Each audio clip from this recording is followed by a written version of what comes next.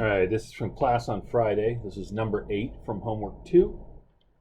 If we have a woodlot worth $255 per acre now, that's expected to increase to $865 per acre in 10 years. What's the anticipated annual rate of increase? So let's look at what a timeline would look like. We always kind of want to start there if we can. We have 10 years that we're going to be looking at. We've got a 255 now and an 865 10 years in the future.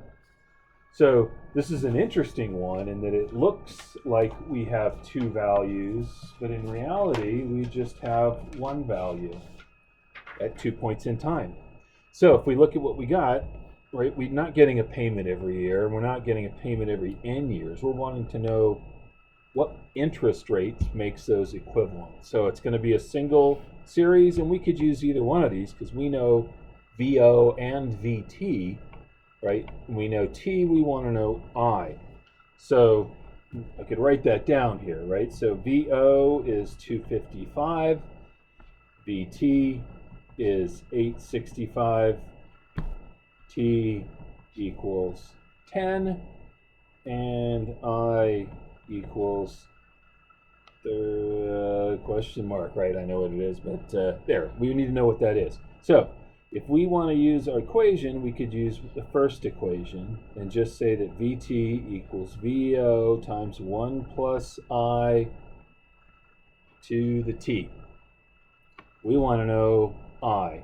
So how could we manipulate this to get I? Well, the first thing would be to bring the VO under, and we have VT over VO equals 1 plus I to the T.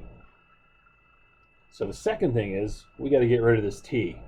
So what I'm going to do is take both sides in their entirety to the power 1 over T.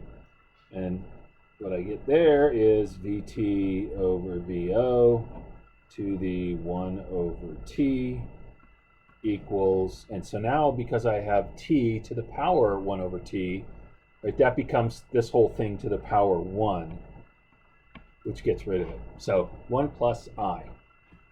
Then I can just VT over VO, 1 over T, I like to bracket that, and minus 1, we subtract 1 from each side, equals I.